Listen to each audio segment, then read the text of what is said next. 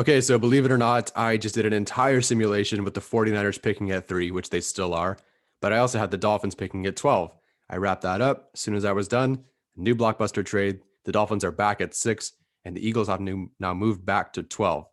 So, like I did in that video that you'll never see, let's see how this affects the Chargers. Now, it's pretty much a guarantee that the 49ers are going to take a quarterback at 3. I think the simulation will play out that way as well. I thought at 12 that the Dolphins would take a skill position player, the best skill position player on offense possible, whether that be Smith, Waddle, Pitts, or whoever. And because they were at 12, I thought there was no chance that they would take a quarterback to, either, I guess, compete with Tua, right? Unless they trade Tua.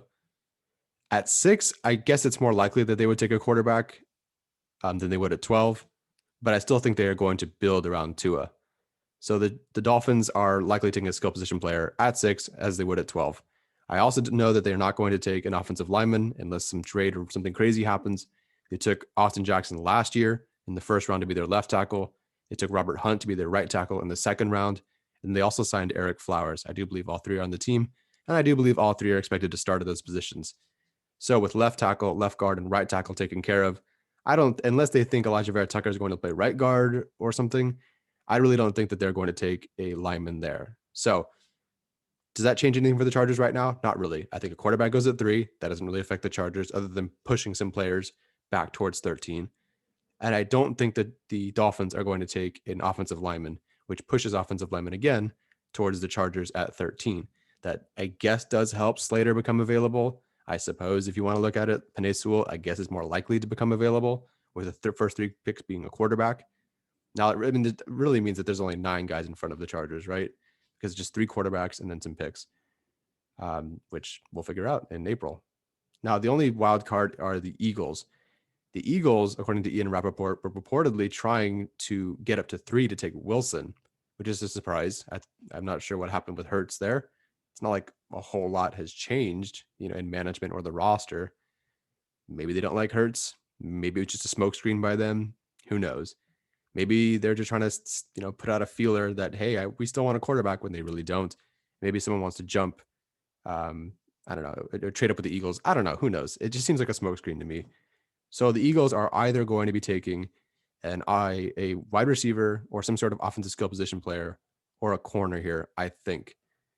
That makes sense. You watched the Eagles last year, dreadful secondary, dreadful wide receivers. It's part of the reasons that Carson Wentz didn't work out. It's not the main reason because he didn't play that well, but they do need some help on offense. So what that does, and whether it was the Dolphins here at 12 or the Eagles here now at 12, I think that guarantees that Kyle Pitts is not making it past 12, right? Whether it was the Dolphins or the Eagles, Kyle Pitts is not making it past 12. There's no way that at 12, either of those teams would look at Kyle Pitts and say, no, we'll pass.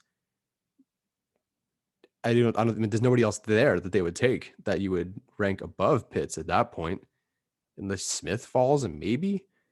But then, if Smith is falling, that probably means Kyle Pitts went early, unless you're telling me Bateman or Tony or, some of these guys got drafted earlier, and there's no way. So the only thing that really affects the Chargers, I think, because that pick at 3 is a quarterback, and the pick at 6 is offensive skill position, and the pick at 12 is either offensive skill position or corner. I think the only pick that really affects the Charger is that 12th pick. And I think that will either limit the wide receiver that's available to them, it'll take away Kyle Pitts, or it'll take away one of the corners. So I don't know. Let's find out. Let's see how the simulation goes. We do have 3 rounds here. I'm only doing one simulation. You might do a simulation that ends up completely different. But who knows? I still think it makes sense. Okay, or the Eagles take Trey Lance. And Fields is available at 6. Okay, guys, I'm going to restart this draft because that's not happening. I guess it could, but the idea of taking Fields falling that far, basically falling to the Patriots at that point, I think is super, super unrealistic. So give me 1 second to get this going. Of course, the draft network. There we go. Okay. Let's try this again. I mean, if it happens again, I'll go with it. I just don't think that makes any sense for the simulation or in real life, I suppose. But I mean, it is what it is.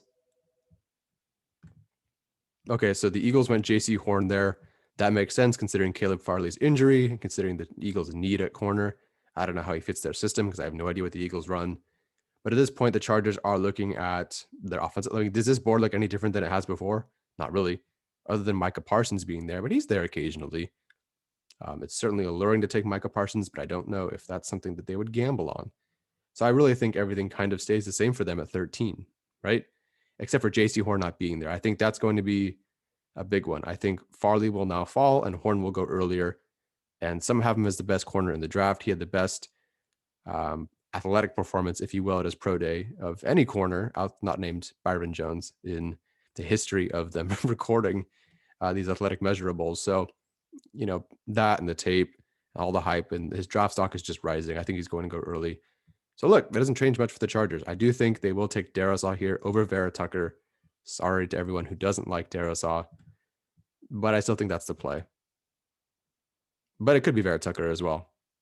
Though I'm curious if Vera Tucker played at, I don't know, Ohio State, I guess. Would Chargers fans be picking him as much? Or is him playing at USC part of the reason Chargers fans think that would be the pick over Darisaw?